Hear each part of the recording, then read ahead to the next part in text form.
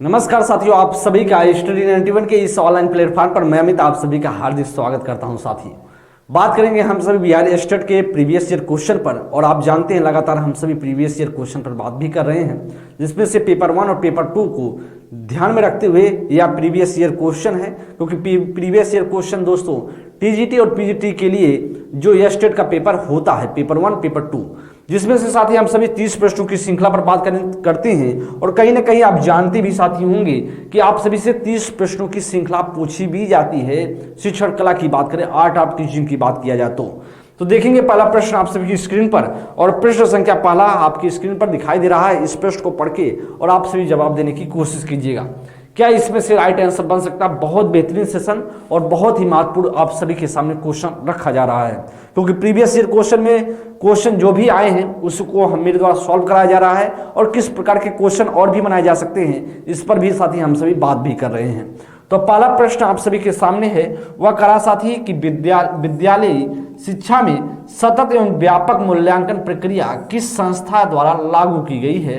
इंदिरा गांधी राष्ट्रीय मुक्त विश्वविद्यालय इग्नू के द्वारा, या केंद्रीय माध्यमिक शिक्षा बोर्ड सीबीएसई द्वारा, या मानव संसाधन विकास मंत्रालय भारत सरकार के द्वारा, या राष्ट्रीय शैक्षिक अनुसंधान और प्रशिक्षण परिषद एनसीईआरटी द्वारा। तो करा कि कौन सा किसने जो है सतत और व्यापक मूल्यांकन की बात किया जाए, मूल्यांकन प्रक्रिया किस संस्था द्वारा लागू किया गया है?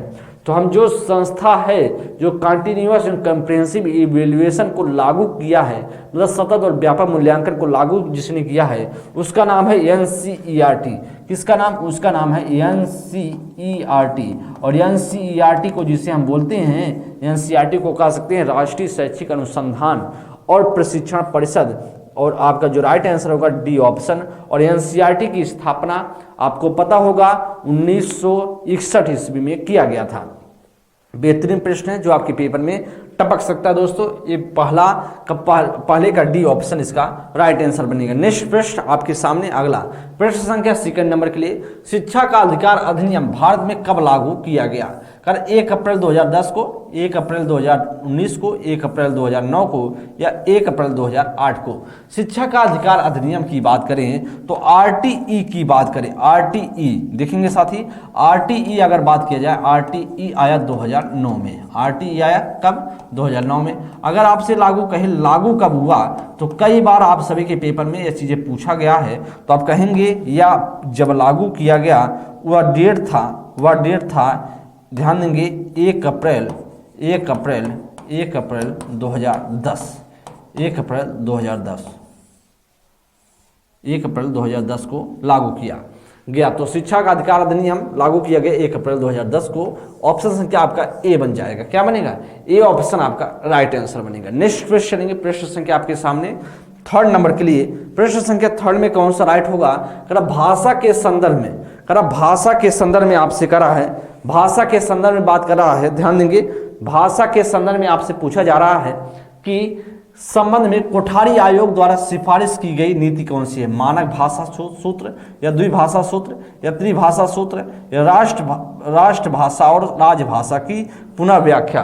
तो इसमें से कौन सा राइट आंसर बनेगा? इस प्रश्न को देखिएगा, इसमें से कौन सा प्रश्न संख्या थर्ड नंबर का कौन सा राइट आंसर होगा? ध्यान देंगे साथी, इसका कौन सा करेक्ट ऑप्शन होगा कि कोठारी आयोग। कोठारी आयोग की अगर बात करेंगे तो कोठारी आयोग को इस गठन 1964 में, 1964 में क्या किया गया था? इसका गठन किया गया था। 1966 में इन्होंने अपना सरकार के सामने प्रत्यावेदन रखा था। क्या रखा था? प्रत्यावेदन प्रस्तुत किया। प्रत्यावेदन जो है प्रस्तुत किया, प्रत्यावेदन या प्रतिवेदन अपना प्रस्तुत किया। इससे हम कह सकते हैं कि भारत के सामने, भारत सरकार के सामने। और आपसे पूछ रहा है कि इसमें से कौन सा राइट आंसर बनेगा। तो यार जो कोठारी आयोग की बात करें तो किस भाषा के संदर्भ में बात करें तो यह त्रिभाषा फार्मूला को अपनाते थे। आप बोल सकते हैं त्रिभाषा फार्मूला। ऑप्शन संख्या इसका सी बनेगा। नेक्स्ट प्रश्न, प्रश्न संख्या आपके सामने फोर्थ नंबर, किस दर्शन के अनुसार वासना एवं तृष्णा मनुष्य की समस्याओं के मूल रूप से हैं? वेदांत है, जैन है, बौद्ध है, सांख्य है? तो यह बहुत बेहतरीन प्रश्न है। किस दर्शन के अनुसार वासना एवं तृष्णा मनुष्य की समस्याओं के मूल हैं? इसमें कौन सा राइट आंसर बनेगा? जी हम जानते हैं, उसे बोलते हैं बौद्ध धर्म।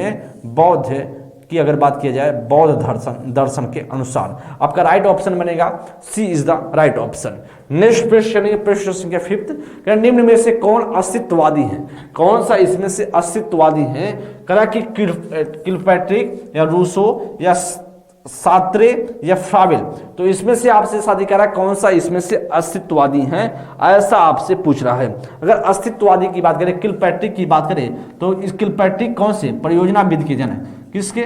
परियोजनाविद के जनक, परियोजनाविद के जनक बोले जाते हैं। और या किलपैट्रिक की बात करें तो अस्तित्ववादी के अंतर्गत नहीं आते हैं। रूसो की बात करें तो बाल केंद्रित शिक्षा के जनक, बाल केंद्रित शिक्षा के जनक बोले जाते हैं, बाल केंद्रित शिक्षा के जनक इन्हें बोला जाता है, शिक्षा का जनक बोला जाता है। यह भी अस्तित्ववादी के अंतर्गत नहीं आते हैं।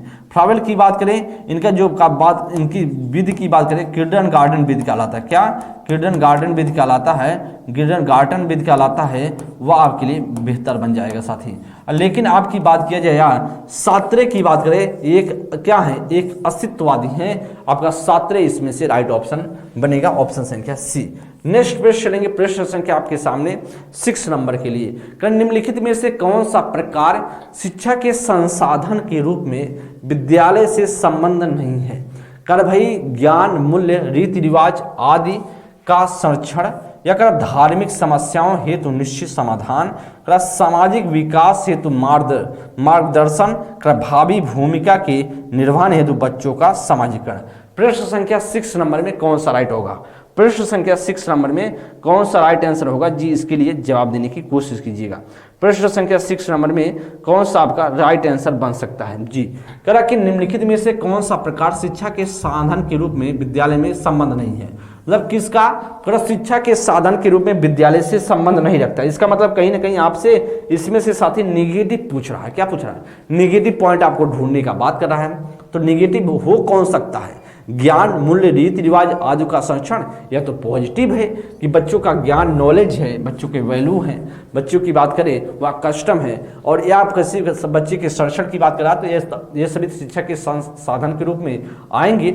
लेकिन धार्मिक समस्याओं हो तो निश्चित समाधान यही नहीं आएगा कि धार्मिक समस्याओं की बात विद्यालय में थोड़ी ना होता है। ऑप्शन संख्या आपका बी बनेगा। सामाजिक विकास हेतु मार्ग निर्देशन, यह भी सही है। भावी भूमिका के निर्वहन हेतु बच्चों का समाजीकरण, यह भी सही है। या विद्यालय की अगर बात करें, विद्यालय के साधन के रूप में विद्यालय से संबंध रखता है। देखिएगा यहाँ पर निम्नलिखित में से कौन सा प्रकार मतलब कौन सा कार्य कर शिक्षा के साधन के रूप में, तो शिक्षा के साधन के रूप में ए भी काम करता है, सी के रूप में, और डी भी करता है। विद्यालय से संबंध रखेगा, लेकिन धार्मिक समस्याएं हुई तो निश्चित समाधान या विद्यालय में थोड़ी ना होता है साथी। और इसलिए तो आपका जो राइट होगा प्रश्न संख्या 6 का क्या होगा? ऑप्शन संख्या बी इसका राइट आंसर होगा।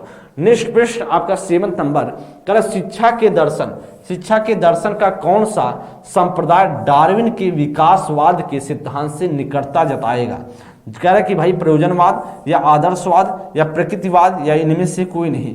तो कह रहा डार्विन के विकासवाद के सिद्धांत से कौन सा निकटता से जताएगा? कौन सा ऐसा होगा जी? बेहतरीन प्रश्न है। तो हम जानते हैं प्रयोजनवाद की बात करें, प्रयोजनवाद जो किलपैट्रिक हैं या नहीं जताते या उनसे संबंध नहीं रखता। आदर्शवाद की बात करें तो आप जानते हैं आदर्शवाद भी नहीं होगा। आपको बात करें प्रकृतिवाद, इससे संबंध रखेगा डार्विन के विकासवाद से। ऑप्शन संख्या इसका c is the right option, c is the right option. Next प्रश्न, प्रश्न संख्या आपके सामने 8वां प्रश्न है। भारतीय संविधान में निम्न में से किस अनुच्छेद के अनुसार 6 से 14 वर्ष के बालकों को शिक्षा का एक मौलिक अधिकार दिया गया? अनुच्छेद 42 और अनुच्छेद 45 है, या फिर कह रहा कि अनुच्छेद 42 है, अनुच्छेद 21A है, या अनुच्छेद 51 बी है। तो अगर हम बात कर लें, ध्यान दीजिएगा, आपको पता होगा कि जो भारतीय संविधान में जो बच्चे के 6 से 14 वर्ष के बच्चे हैं उनका एक मौलिक अधिकार बनाया गया है। वो आर्टिकल किसके तहत, आर्टिकल किसके तहत अगर बात करें, आर्टिकल 21 के तहत, 21 के तहत। देखिएगा एक संविधान संशोधन हुआ। कौन सा संविधान में संशोधन हुआ? 6वां संविधान संशोधन, 6वां संविधान संशोधन होता है, संविधान संशोधन होता है। और कब यह संविधान संशोधन किया जाता है? तो आप कहेंगे यह संविधान संशोधन होता है भैया 2002 में। कब होता है? 2002 में यह संविधान संशोधन किया जाता है और इसमें बोला जाता है 6 से 14 वर्ष के जो बच्चे हैं उनको सरकार जो क्या करेगा, सरकार की बात करें निःशुल्क अनुवांश शिक्षा प्रोवाइड करने की बात की जाएगी। और इसीलिए साथ ही आपका जो राइट ऑप्शन बनेगा, आर्टिकल बनेगा ऑप्शन संख्या C21A आपका राइट ऑप्शन होगा। प्रश्न संख्या 8 का जो करेक्ट ऑप्शन है c is the right option. Next प्रश्न संख्या आपके सामने 9th नंबर कर व्यवहारवादी विचारधारा के अनुसार एक शिक्षक होता है।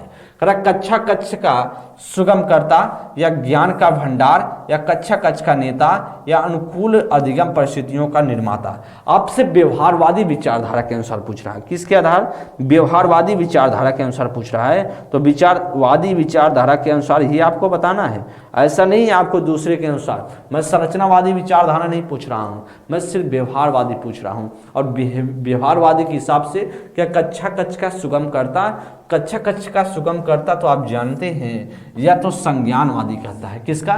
तो आपका संरचनावादी कहता है, गलत होगा। ज्ञान का भंडार भी ऐसा नहीं कहता। कक्षा कक्ष का नेता या तो आप जानते हैं कक्षा कक्ष का नेता अगर बात करें वह शिक्षक के रूप में अगर किसको वह बोला जाता है, एक तरीके से आप बोल सकते हैं, आप उसको कह सकते हैं क्या, तानाशाही वाला शिक्षा बोल सकते हैं। लेकिन अनुकूलन अधिगम परिस्थितियों का निर्माता, एक तरीके से उसके अनुकूल क्या करें, अनुकूल अधिगम, उस तरीके से अनुकूल एक तरीके से बना क्रिएट करे, एक तरीके से अनुकूल अधिगम परिस्थितियों का निर्माता के रूप में शिक्षक को देखता है। कौन सा चीज? वह व्यवहारवादी विचारधारा। अगर व्यवहारवादी विचारधारा की हम बात करेंगे जिसमें से आप जानते हैं व्यवहारवादी विचारधारा में से पॉलाव आ गए, पॉलाव की बात किया जाए, आप बोल सकते हैं वाटसन आ गए, वाटसन ही जनक है, वाटसन जनक बोले जाते हैं। पॉलाव आ गए,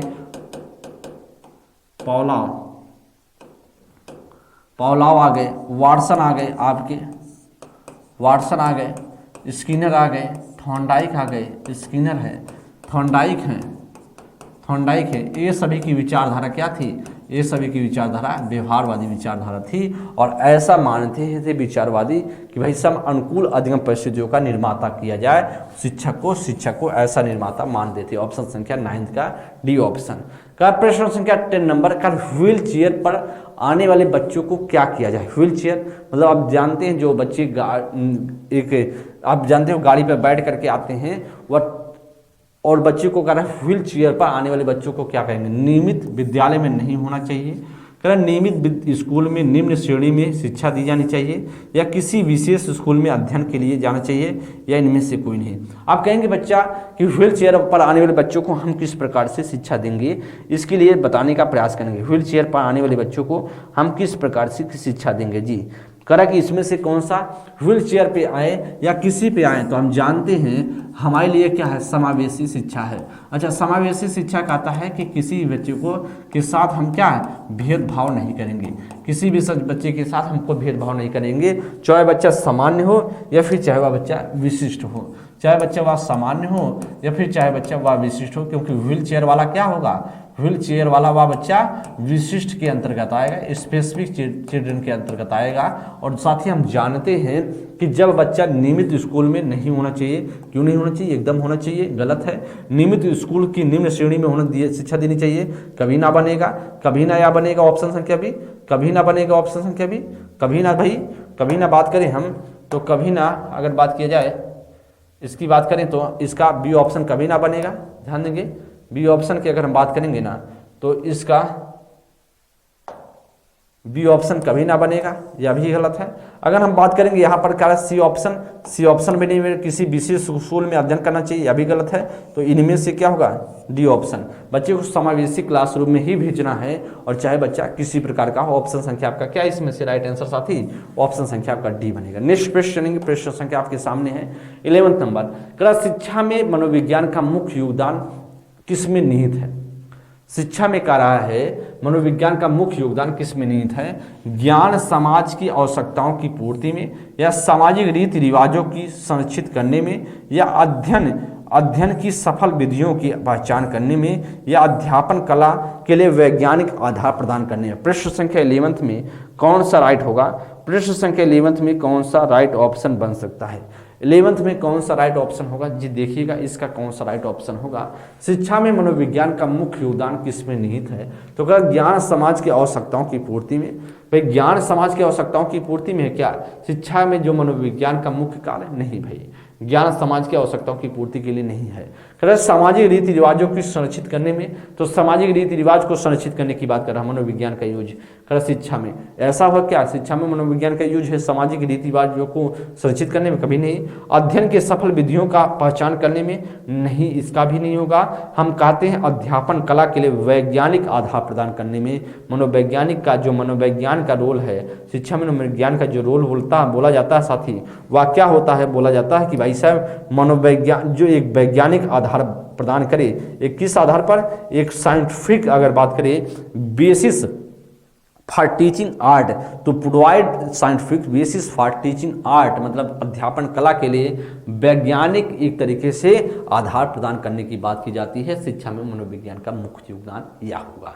तो आप कभी ना कहेंगे ज्ञान समाज की आवश्यकताओं के लिए, आप कहेंगे सामाजिक रीति रिवाजों को संरक्षित करने में, ये सारी चीज़ें इसका मनोविज्ञान का काम नहीं है। आपका 11th का डी ऑप्शन बनेगा। नेक्स्ट प्रश्न है प्रश्न संख्या 12, क्या इवान इलिच कह रहा है कि किसके लिए प्रसिद्ध है, क्या डी स्कूलिंग सोसाइटी के लिए, कार्यात्मक अनुसंधान के, कार्योत्तर अनुसंधान के लिए, क्षेत्र प्रयोग के लिए, या दूरस्थ शिक्षा के लिए।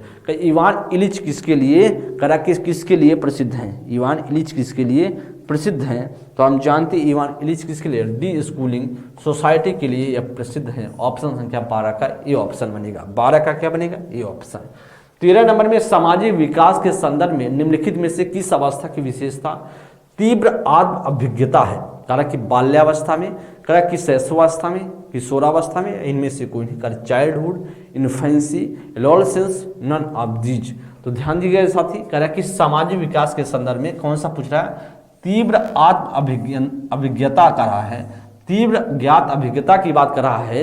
इस प्रश्न को देखिए, बहुत महत्वपूर्ण प्रश्न है। इस प्रश्न को देखने के बाद ध्यान देंगे साथी, हम जानते हैं जो तीव्र आत्म अभिज्ञता की बात करें, तीव्र आत्म अभिज्ञता का मतलब होगा कि भाई साहब खुद से क्या होगा, खुद से सीखने की कोशिश कर। तीव्र जो आत्म अभिज्ञता की बात करें, स्वयं सीखने की कोशिश करेगा वह किशोरावस्था में, क्या किशोरावस्था में। ऑप्शन संख्या आपका सी ऑप्शन बनेगा। अच्छा, किशोरावस्था के जनक की बात करें तो इसको जनक की अगर बात किया जाए तो हम जानते हैं स्टैनले हॉल को बोला जाता है, स्टैनले हॉल को बोला जाता है।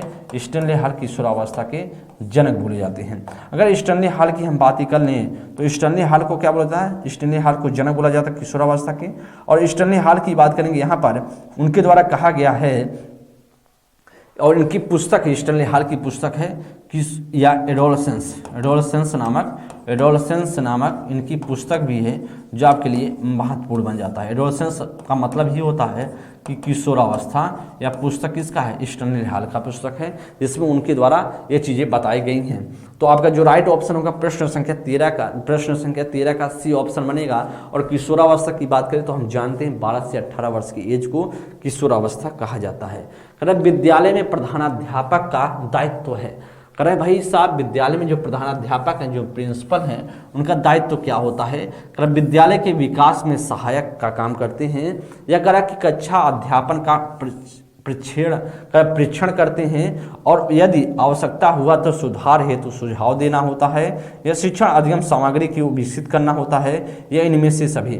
तो आप क्या कहेंगे भाई सब विद्यालय के दो प्रधानाध्यापक हैं, जो उनके प्रिंसिपल हैं विद्यालय के, तो उनका काम क्या होता है, प्रधानाध्यापक का काम क्या होता है। प्रश्न संख्या अगर हम 14 नंबर की बात करें, the responsibility of the headmaster of the दो इज, विद्यालय के विकास में सहायक होना जी, कर विद्यालय के विकास में सहायक होना है विद्यालय के प्रधानाध्यापक का दायित्व। एकदम भाई सब विद्यालय के विकास में सहायक होना यह भी काम है। करे कि कक्षा अध्यापन का परीक्षण करना या भी है, यदि आवश्यकता पड़ा तो उसमें सुधार हेतु क्या करेंगे, सुधार हेतु सुझाव भी देंगे। तो उसका एक तरीके से निरीक्षण करना, कहीं ना कहीं जहां आवश्यकता है उसको सुधार करने की कोशिश कराएंगे। कहीं ना कहीं उसको बात करें शिक्षण अधिगम सामग्री विकसित करेंगे, जो टीचिंग लर्निंग मटेरियल उस पर ही काम करेंगे। ऑप्शन संख्या डी इसका राइट ऑप्शन होगा।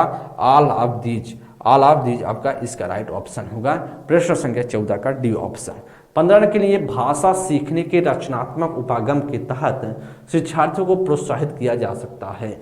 करें कि उदाहरण से व्याकरण के नियमों की खोज करें, या करें तो त्रुटियों से पूरी तरह से बचें, या व्याकरण के नियमों को रटकर जाने, या सृजनात्मक लेखन करें। तो प्रश्न संख्या 15 नंबर का क्या होगा? प्रश्न संख्या 15 नंबर का क्या राइट आंसर बन सकता है?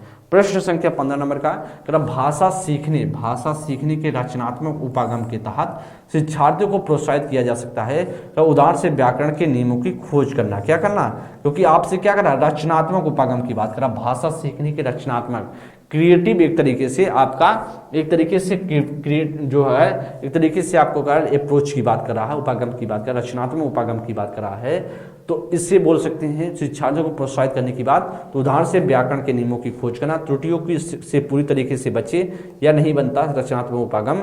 व्याकरण के नियमों को रटकर, तो रटकर अपने आप से क्या है, गलत है, या भी नहीं बनेगा। सृजनात्मक लेखन करें, यह भी नहीं है। तो क्या भाषा सीखने की रचनात्मक उपागम के तहत प्रोत्साहित किया जा सकता है उदाहरण से नियमों की खोज करने, उदाहरण से नियम की खोज करने की। प्रश्न संख्या 16 नंबर के लिए, प्रश्न संख्या 16 नंबर को देखेंगे। भाषा शिक्षण के संदर्भ में कौन सा कथन सही नहीं है? भाषा शिक्षण के लैंग्वेज का रहा है, लैंग्वेज आपसे पूछ रहा है, टीचिंग के परिप्रेक्ष्य में कौन सा सही नहीं है?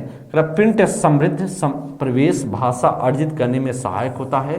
भाषा शिक्षण में केवल वर्तनी की शुद्धता पर ही अधिक बल रहता है, या भाषा के अर्जन और भाषा के अधिगम में अंतर रहता है, या भाषा सीखने में अन्य विषयों का अध्यापन सहायक होता है। क्या इसमें से राइट ऑप्शन होगा? कौन सा इससे आपका राइट ऑप्शन नहीं बन सकता है? जी एकदम बताएंगे कौन सा इसमें से राइट ऑप्शन आपका नहीं बन सकता। देखेंगे भाषा शिक्षण के संदर्भ में कौन सा सही नहीं है।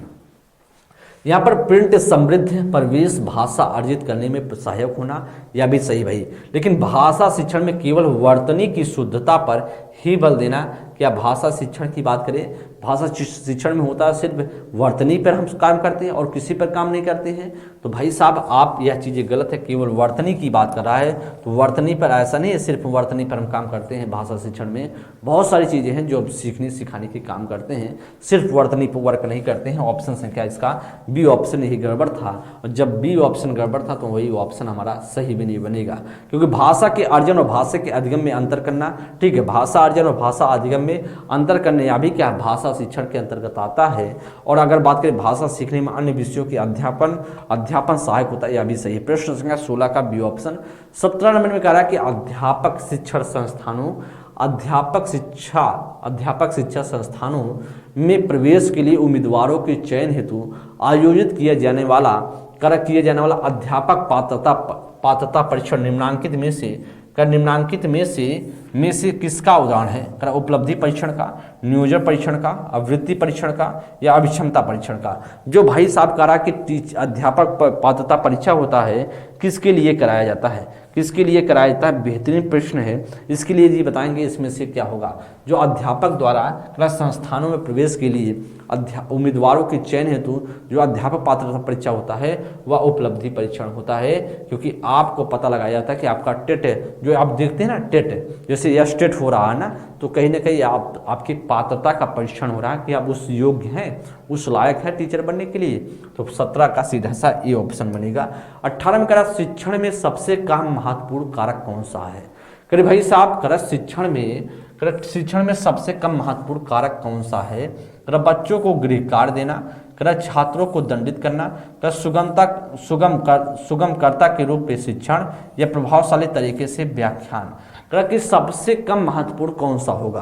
भाई सबसे कम महत्वपूर्ण पूछ रहा, तो इसमें से बहुत सारी चीजें जो सबसे महत्वपूर्ण हैं, लेकिन आपसे सबसे महत्वपूर्ण पूछ रहा ना, तो कह सबसे कम महत्वपूर्ण आपसे चारों ऑप्शन में ढूंढना है।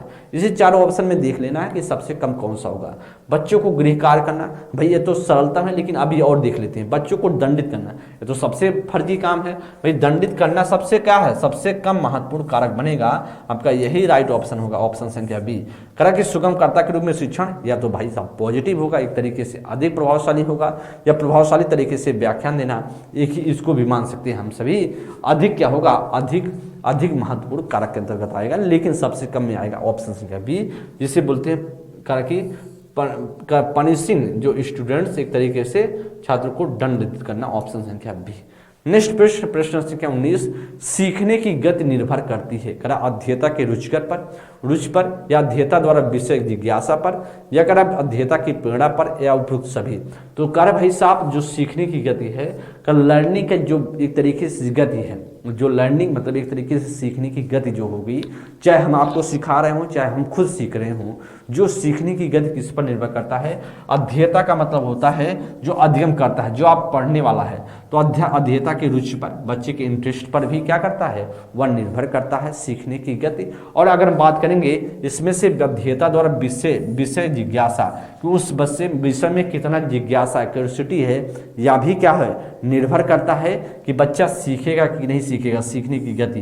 करा कि क्या भाई साहब इस पे करा है कि आपका अध्येता की पीड़ा कि बच्चा कितना उस मोटिवेट है, अध्येता कितना लर्नर को कितना मोटिवेट है, यह भी आपका निर्भर करता है। इसका मतलब कहीं ना कहीं ऑप्शन संख्या आपका क्या बनेगा, ऑप्शन संख्या डी बनेगा। 19 का डी ऑप्शन। तो the speed of learning depend on, तो कहेंगे आप इसमें सभी का बोल सकते हैं, एक तरीके से स्टूडेंट का इंटरेस्ट भी कह सकते हैं, curiosity about the subject by the student यह भी बोल सकते हैं, या भी कह सकते हैं one the inspiring of the student. इसका मतलब कहीं ना ए बी और सी तो सभी हैं, तो ऑल ऑफ द एबव इसका मतलब राइट ऑप्शन। नेक्स्ट प्रश्न चलेंगे, प्रश्न संख्या आपके सामने 20 नंबर। आप चाहते हैं कि आपके छात्र आपके द्वारा पढ़ाए गए प्रकरणों को भूले नहीं, उसके लिए आपको क्या करना चाहिए भाई। जैसे आपको मेरे द्वारा पढ़ाया जा रहा है, तो हम आपको चाहें कि हम चाहें हमारे जो स्टूडेंट देख रहे हैं इस वीडियो को पढ़ रहे हैं वह भूले ना, तो हमें क्या काम करना चाहिए। गृह कार्य देना चाहिए उनको, या पुरानी जानकारी को दोहराना चाहिए, या कर नवीन परिस्थितियों में अर्जित ज्ञान का प्रयोग कराएंगे, या उपयुक्त सभी कराएंगे। तो भाई साहब हम क्या काम करेंगे कि मेरा स्टूडेंट जो है नए जो प्रकरण मैंने पढ़ा दिया है उसको बच्चा क्या करे, भूले ना, तो हम क्या काम करने की कोशिश करेंगे, क्या काम करने की कोशिश करेंगे। तो साथ ही गृह कार्य भी देंगे, क्योंकि गृह कार्य से क्या होगा, आपका जो पिछले पढ़ाई गई चीजें हैं उसको रिकॉल होता जाएगा। आप अपने गृह कार्य वर्क करेंगे तो थोड़ा थोड़ा आपकी जो पिछली चीजें वह भी आपको दिमाग में आता जाएगा। पुरानी जानकारी को दोहराएं, जो पुरानी जानकारी मेरे द्वारा कर दे दी गई है उसको बार बार हम रिकॉल करवाते रहें, बच्चों को बताते रहें। कारण नवीन परिस्थितियों में अर्जित ज्ञान का प्रयोग, जो नवीन परिस्थितियां बन रही, नवीन जानकारी आपके सामने बच्चों को प्रस्तुत कर रहे हैं, तो पुरानी जानकारी से रिलेट करें, यह भी सही है। उपयुक्त सभी इसका मतलब कहीं ना कहीं 20वीं का जो राइट ऑप्शन बनेगा d is the right option. 20वीं का डी ऑप्शन इसका करेक्ट बन जाएगा। नेक्स्ट प्रश्न चलेंगे, प्रश्न संख्या आपके सामने है 21 नंबर। करके सीखना उपयोगी है क्योंकि, करेक्ट, करके सीखना उपयोगी है क्योंकि करेक्ट लर्निंग बाय डूइंग के आधार पर, मतलब लर्निंग बाय डूइंग, कहते हैं लर्निंग बाय किसके बाय, लर्निंग बाय डूइंग। देखेंगे लर्निंग बाय डूइंग के आधार पर बोल रहा है, लर्निंग बाय डूइंग के आधार पर कह रहा है। लर्निंग बाय डूइंग के आधार पर आप जानते हैं कौन कहते हैं, जॉन डीवी महोदय। कौन, जॉन डीवी महोदय कहते हैं कि बच्चों को लर्निंग बाय डूइंग के आधार पर सिखाना चाहिए, करके सिखाया जाना चाहिए। जो जॉन डीवी हैं यह प्रगतिशील शिक्षा के जनक बोले जाते हैं, क्योंकि उपयोगी है, करके बच्चे करके अच्छे से समझते हैं, कर अधिक रुचिकर है या अधिक रुचिकर है, कर बच्चे क्रियाशीलता पसंद करते हैं, या इनसे बच्चों को व्यस्त रखने में मदद मिलती है। क्यों करके सीखना क्यों उपयोगी है, ये ध्यान देंगे, बहुत बेहतर प्रश्न है। यह प्रश्न तो कठिन नहीं है, यह प्रश्न क्या है, कठिन नहीं है, लेकिन आपको कंफ्यूज कर सकता है।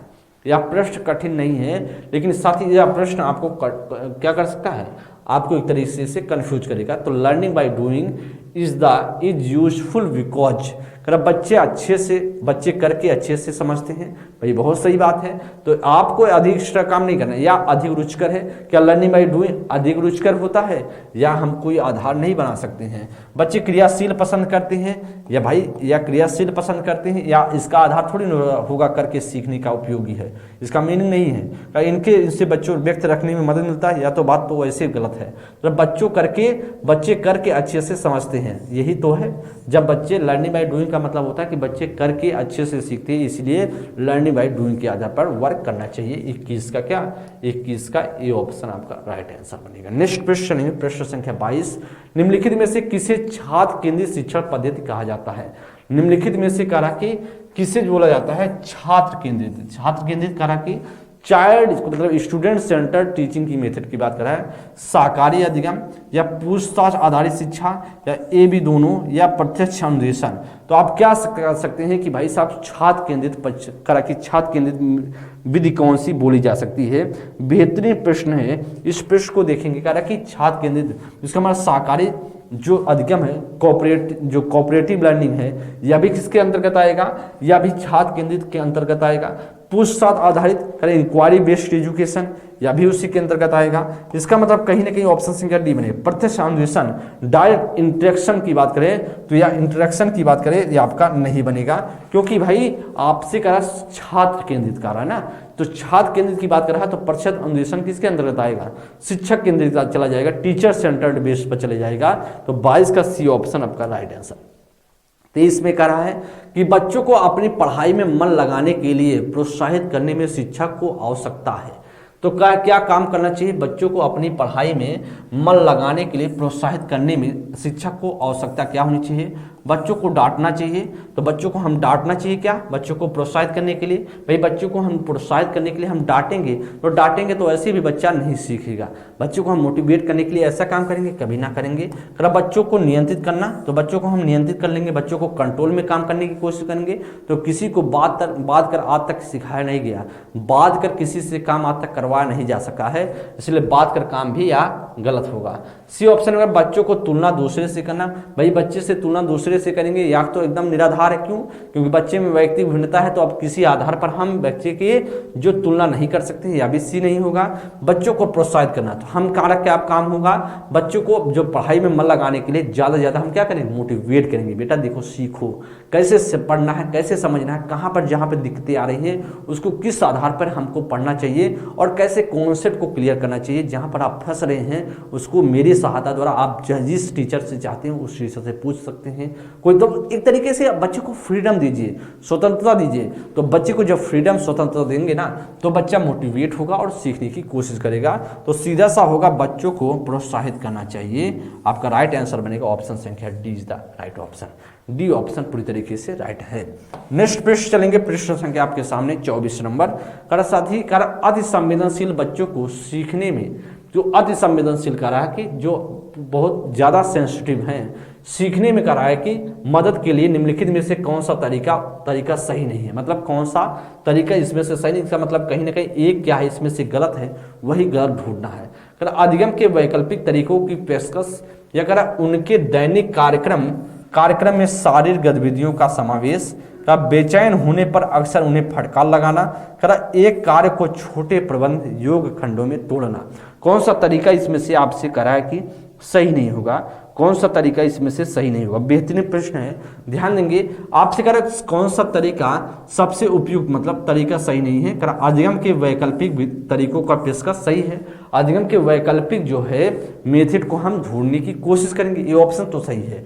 उनके दैनिक कार्यक्रम में शारीरिक गतिविधियों का समावेशित करेंगे। उनके जो डेली के रूटीन में जो कार्यक्रम है, प्रोग्राम है उनको हम क्या करेंगे, उसमें शारीरिक गतिविधियों, उसके फिजिकल जो एक्टिविटीज हैं उसको समावेशित करने की कोशिश रहेगी। बेचैन होने पर अक्सर फटकार लगाना, भाई साहब हुआ तो बच्चा बेचैन है और ऊपर से हम फटकार लगाएंगे तो उसके बेचैनी का कारण पूछेंगे और उसको समझाने की कोशिश करेंगे। ये तो फटकार लगाने वाला कोई अर्थ नहीं बना, और दोस्त यही जब अर्थ नहीं बना तो यही हमारा राइट ऑप्शन भी सी बनेगा। डी ऑप्शन पूरी तरीके से सही है। आज के हम नेक्स्ट प्रश्न पर बात करें, प्रश्न संख्या आपके सामने 25। कर मौलिक रूप से शिक्षा अधिगम प्रक्रिया में इनमें पूरा किया जा सकता है। वर्ग कक्षा में, विद्यालय में, समाज में, घर में। कर मौलिक रूप से शिक्षा अधिगम प्रक्रिया को इनमें पूरा किया जा सकता है। किनमें हम पूरा कर सकते हैं, किनमें हम पूरा कर सकते हैं। क्या वर्ग कक्षा में, क्लास में दोस्तों एकदम पूरी तरीके से सही है। क्या कर सकते हैं कि मौलिक रूप से शिक्षा अधिगम प्रक्रिया को इनमें पूरा किया जा सकता है। क्या विद्यालय में होगा, तो विद्यालय बहुत बड़ा चीज है, विद्यालय में बहुत सारी एक्टिविटीज होती हैं। तो हमसे शिक्षा अधिगम प्रक्रिया की बात कर रहा है, शिक्षा अधिगम प्रक्रिया को इनमें से पूरा किया जा सकता है वर्ग कक्षा में। आपका राइट ऑप्शन बनेगा ए ऑप्शन राइट है। नेक्स्ट प्रश्न लेंगे, प्रश्न संख्या आपके सामने 26 नंबर। प्रभावी शिक्षण के लिए अधिगम को विषय वस्तु का विशेषज्ञ होना चाहिए, जिसमें शामिल है विषय पर पकड़। कर कि विशेषज्ञ होना होना चाहिए, कह रहा जिसमें जिसमें शामिल है विषय पर पकड़, या फिर कह रहा कि ज्ञान संप्रेषित करने की क्षमता, कह रहा एक अनुशासन से दूसरों में विचारों को लागू करने की क्षमता, या उपरोक्त सभी। ध्यान देंगे, बहुत बेहतरीन प्रश्न है। प्रश्न संख्या 26 को देखने के बाद आपको यह प्रश्न लगेगा कहीं ना कहीं बहुत ही क्या है, बेहतरीन प्रश्न है, बहुत ही क्या है, बेहतरीन प्रश्न है। कह रहा प्रभावी, कह रहा है प्रभावी शिक्षण के लिए, मतलब एक तरीके से इफेक्टिव टीचिंग के लिए आपसे पूछ रहा है क्या काम करना चाहिए। विषय पर पकड़, भाई विषय पर पकड़ होगा तभी इफेक्टिव टीचर आप कहेंगे भाई, तभी तो आपको देखिए जब विषय पर पकड़ होगा तो अपने बातों में झुलझाने की, अपने बातों में घुमाने की आपकी क्या होगी, अपनी बातों में बच्चों को कॉन्सेप्ट को सिखाने में आपको सरलता मिलेगा। देखिए हम नहीं कहते हैं कि ज़्यादा पकड़ होना चाहिए, मतलब ज़्यादा क्या होगा, विषय में ज़्यादा पकड़ होगा तभी आप चीज़ों को सिखा सकते हैं, ऐसा नहीं है। ज़्यादा ज्ञानी होता हुआ व्यक्ति बच्चों को सिखा नहीं सकता है, क्यों, क्योंकि ऐसा सबके पास गुण नहीं मौजूद होता है। तो हम जानते हैं साथी, अगर बात प्रभावी शिक्षण के लिए विषय पर तो पकड़ होना चाहिए भाई, किसी चीज़ को हम समझाने जा रहे हैं तो उस पर पकड़, हर शब्दों का मीनिंग आपको जाना चाहिए और यह तो जरूरी है। इसका मतलब सही है, ज्ञान संप्रेषित करने की क्षमता, जो आपके भीतर नॉलेज है, जितना भी नॉलेज है चाहे कम हो चाहे ज़्यादा है, उसको कम्युनिकेट करने का, अपनी बात को बच्चों तक पहुंचाने का बहुत अच्छा तरीका आपके पास होना चाहिए, यह भी सही है। एक अनुशासन से दूसरे विचारों में लागू करने की क्षमता, यह भी सही है। ऑप्शन संख्या आपका D is the right option, क्या बनेगा, d is the right option, ये आपका करेक्ट आंसर बन जाएगा। 26 का ऑप्शन संख्या डी इसमें से करेक्ट आंसर। आगे हम बात करेंगे नेक्स्ट प्रश्न की, बात करें प्रश्न संख्या 27। करेक्ट, एक शिक्षक को अपनी कक्षा में व्यक्तिगत भिन्नताओं को कम करने के लिए क्या करना चाहिए। करेक्ट, व्यक्तिगत भिन्नताओं को कम करने के लिए क्या करना चाहिए। करेक्ट भाई साहब, शिक्षण और मूल्यांकन के एक रूप और मानक तरीके होने चाहिए। बच्चों को उनके अंक के आधार पर अलग करना और लेबल लगाना चाहिए, या फिर करा कि छात्रों के साथ बातचीत में संलग्न होना चाहिए और उनके दृष्टिकोण को महत्व देना चाहिए, या अपने छात्रों पर कठोर नियम लगाना चाहिए। तो करा कम करने का सब कारक कि एक शिक्षक को अपनी कक्षा में व्यक्तिगत भिन्नताओं को कम करने के लिए क्या करना चाहिए, कम करना, मतलब इंडिविजुअल जो डिफरेंसेज है उसको कम करने का क्या तरीका होना चाहिए, कौन सा तरीका अपनाए जो कि अधिक से अधिक इंडिविजुअल डिफरेंसेस को कम किया जा सके, कम से कम जो इंडिविजुअल बच्चों में, क्योंकि हम जानते हैं हर बच्चों में क्या है, व्यक्ति भिन्नता है, चाहे हम हैं चाहे आप हैं, आपका तरीका और हमारे तरीके में अंतर होगा, लेकिन कोशिश क्या होनी चाहिए शिक्षक को कि वह जो व्यक्ति भिन्नता है, क्योंकि व्यक्ति भिन्नता आपके द्वारा तो बनाया नहीं गया है भाई, प्रकृति देन है, और प्रकृति देन है तो कहीं ना कहीं हम ऐसा काम कर सकते हैं, उसको कम कर सकते हैं, उसको क्या कर सकते हैं, कम कर सकते हैं। तो शिक्षण और मूल्यांकन के एक रूप और मानक तरीके होने चाहिए। तो एक रूप और मानक तरीके से क्या कम होगा, कभी नहीं कम होगा, ये ऑप्शन तो गलत है। बच्चों को उनके अंक के आधार पर, करा कि उनके नंबर के आधार पर अलग करना और लेबल करना। जब अंक के आधार पर लेबल करने की बात कर दिए तो फिर वर्गीकृत करने पर आप लगे रहे, तो कहाँ आप लोग समानता कम करने की बात हो रही, कहीं नहीं हो रही है। छात्रों के साथ बातचीत में संलग्न होना चाहिए और उनके दृष्टिकोण को महत्व देना चाहिए। ऑप्शन संख्या आपका सी पूरी तरीके से सही है। अपने छात्रों पर कठोर नियम लगाना चाहिए, कभी ना ऐसा करना चाहिए। तो 27 का सीधा सा आपका सी ऑप्शन पूरी तरीके से सही बन जाएगा। क्या बन जाएगा साथी, आपका सी ऑप्शन पूरी तरीके से राइट ऑप्शन बन जाएगा। नेक्स्ट प्रश्न 28 नंबर, शिक्षार्थियों के ज्ञान निर्माण में सहायता के क्रम में शिक्षकों को केंद्रित होने की आवश्यकता है, या सुनिश्चित करना कि शिक्षार्थी को स्वयं याद रहे। शिक्षार्थी द्वारा अंक, या फिर सक्रिय भागीदारी है तो शिक्षार्थी को शामिल, या फिर आपका करा कि शामिल करना, या शिक्षार्थी द्वारा आपका अवधारणा को सीखने में महारत हासिल करना। तो इसमें से कौन सा राइट ऑप्शन होगा। प्रश्न संख्या अगर 28 नंबर की हम बात कर लें, बेहतरीन प्रश्न है। इस प्रश्न को देखने का प्रयास करेंगे कि साथी आपका कौन सा राइट ऑप्शन बन सकता है। जी, इसका कौन सा आपका राइट ऑप्शन बनेगा। शिक्षार्थी के ज्ञान निर्माण में सहायता के क्रम में शिक्षकों को केंद्रित होने की आवश्यकता है। ये निश्चित करना कि शिक्षार्थी स्वयं कुछ याद कर रहे, स्वयं कुछ याद रहे। दोस्तों एकदम नहीं, याद करना अपने आप से गलत है। जैसे याद वाला शब्द आया, इसका मतलब कहीं ना कहीं आप रट्टा वाली चीज़ें पर जा रहे हैं, और रट्टा वाला अपना चीज़ जो है पेडोलॉजी में काम नहीं करता है। एनसीईआरटी और आपका एनईपी सब विरोध करते हैं। बात करें शिक्षार्थियों द्वारा अंक, दोस्तों अंक की बात हमेशा से निगेटिव में रखा जाता है, यह भी नहीं बनेगा। अगर हम बात करें कि सक्रिय भागीदारी है तो शिक्षार्थी को शामिल करना एकदम सही है, बात ऑप्शन संख्या सी इसमें सही है। सक्रिय भागीदारिता के लिए कहीं ना कहीं शिक्षार्थियों को शामिल करना या क्या होगा, या शिक्षकों को केंद्रित होने की आवश्यकता है। इसमें ज्ञान निर्माण में सहायता के लिए, ज्ञान के निर्माण में अगर ज्ञान बच्चों को देना चाहते हैं, बच्चों को नॉलेज देना चाहते हैं आप, तो कहीं ना कहीं बच्चों को हम सक्रियता से लगाना पड़ेगा, बच्चों को वहाँ पर सक्रियता से जोड़ना पड़ेगा। जब आप सक्रियता से जोड़ने का मतलब बच्चों को कहीं ना कहीं आप मोटिवेट रखें, बच्चों को इंटरेस्ट के साथ, बच्चे को एंजॉय के साथ पढ़ाने की कोशिश करें। तो 28 का सी ऑप्शन बनेगा। शिक्षार्थी द्वारा अवधारणा को सीखने के लिए महारत हासिल करना, ये चीज़ें भाई साहब नहीं, आपका सीधा सा 28 का सी ऑप्शन बनेगा, 28 का सी ऑप्शन। नेक्स्ट प्रश्न आपके सामने 29 नंबर। एक शिक्षक, एक कोई टीचर है, कक्षा के प्रदर्शन को संग्रहित करता है, मतलब कक्षा के प्रदर्शन जो हो रहे हैं जो उसको संग्रहित करता है और उनके आकलित करता है। क्या करता है, पहले क्लास के जो है प्रदर्शन को संग्रहित कर लेता है, फिर उसका आकलन करता है, फिर छात्र को जरूरतों के पूरा करने के लिए अगले पाठ को योजना बनाता है कि यह